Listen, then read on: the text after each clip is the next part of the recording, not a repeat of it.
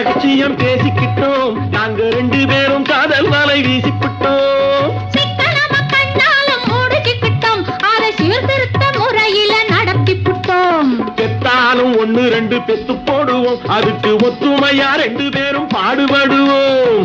ஊதாரி பிள்ளைகளை பெற்க மாட்டோம், அது ஊர் வம்ப வாங்கும்படி வைக்க மாட்டோம். நாங்க புதுசா கட்டிக்கிட்ட ஜோடிதானுங்க, நல்ல பாட்டு பாடிக்கும் வாரம் பாடிதானுங்க.